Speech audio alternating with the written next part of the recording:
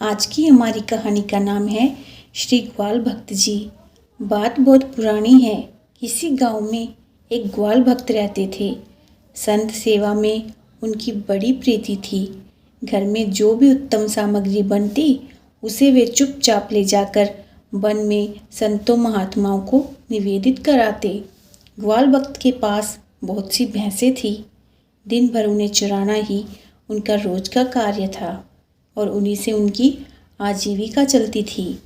घर में उनकी माता और वो कुल दो ही प्राणी थे। एक बार की बात है, उत्सव का दिन था। माँ ने घर में अनेक प्रकार के स्वादिष्ट व्यंजन बनाए थे। रसोई से आती भीनी भीनी मधुर सुगंध ग्वाल भक्त के अंतकरण को रसिक कर रही थी। वे सोच रहे थे कि माँ कब भोजन परोसे और मैं कब लेकर जाऊं। जब उनसे रहा न गया तो माँ से बोले, मैया तू मेरे लिए पकवान अंगोछे में बांध दे, मैं वन में जाकर खा लूँगा। आखिर भैंसें भी तो भूखी होंगी, उन्हें भी तो चराना है। भोली माँ ने अंगोछे में ढेर सारे पकवान बांध दिए। कुछ पकवान और भी ग्वाल भक्त ने माँ की नज़रों से बचाकर बांध लिए और एक बड़ी सी गठरी बना ली। आज घर पर उत्सव होने के कारण वन जाने में विलंब हो गया था। बाहर द्वार पर बंदी भैंसें भी रंभा रही थी।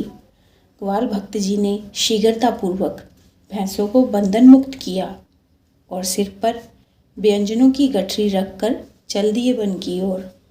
वन में पहुंचने पर जब भैंसें चरने में मगन हो गई तो अपने सिर पर गठरी उठाई और भैंसों को छोड़कर चल दिए संतों के आश्रम की ओर। वहां पहुंचकर संतों के चरणों में शीश रखकर विनय की कि प्रभु, मेरे घर में उत्सव होने और अकेली बूढ़ी माँ द्वारा ही व्यंजन बनाने के कारण देर हो गई। कृपा कर क्षमा करें, क्योंकि बिना आप लोगों के प्रसाद ग्रहण किए मैं भी प्रसाद नहीं पाऊंगा।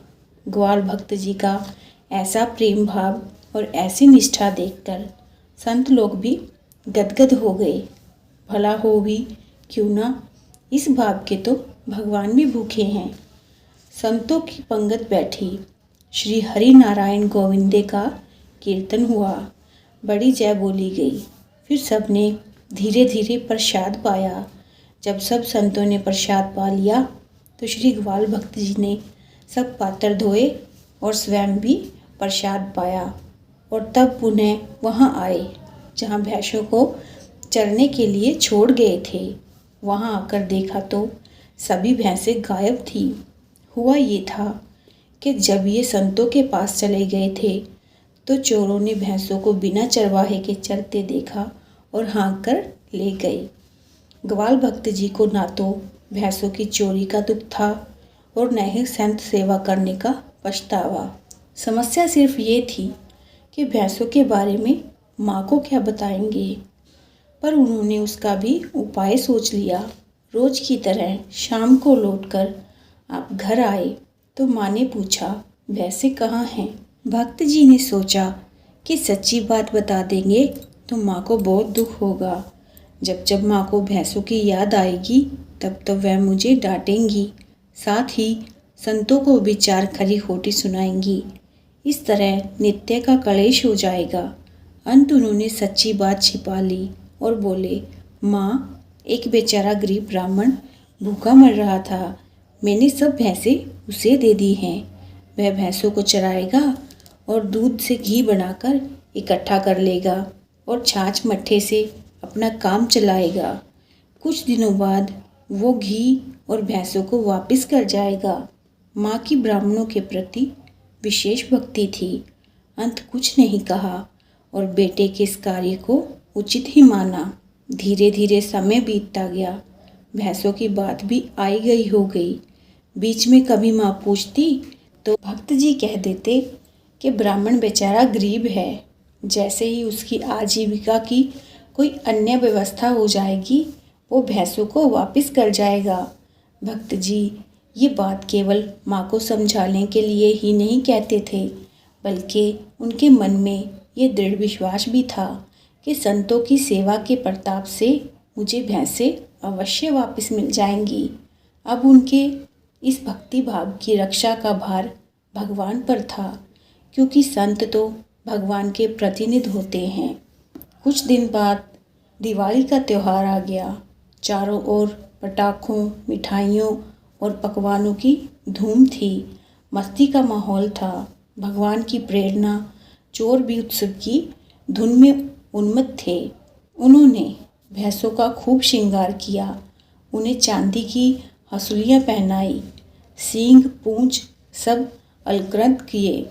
उनकी प्रवृत्ति थी तामसी, अंत उनके लिए यही उत्सव था। रात भर आतिशबाजियाँ और पटाखे छूटते रहे।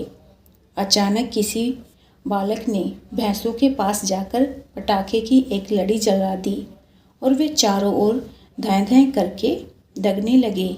भैंसों के लिए एकदम नई स्थिति थी। फिर क्या, वे सब रस्सी तोड़कर और खूंटे उखाड़कर भागी। भक्त जी की भैंसें ने कुछ दूर जाने के बाद भक्त जी के घर का रास्ता पकड़ा और उन्हीं के पीछे चोरों की अन्य भैंसों ने भी अनुसरण किया। सुबह होते होते सभी भैंसें आभूषणों से सजी धजी भक्त जी के दरवाजे पर उपस्थित हो गई और रामने लगी।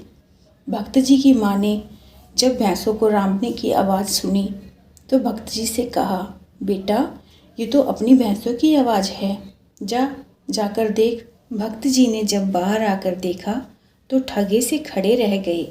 उन्होंने माँ को आवाज़ दी, माँ देखो अपनी भैंसें आ गई हैं।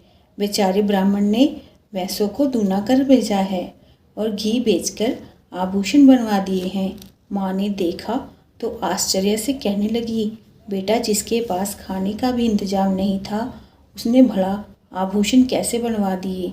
घी बेचने से इतना पैसा कैसे इकट्ठा हो सकता है?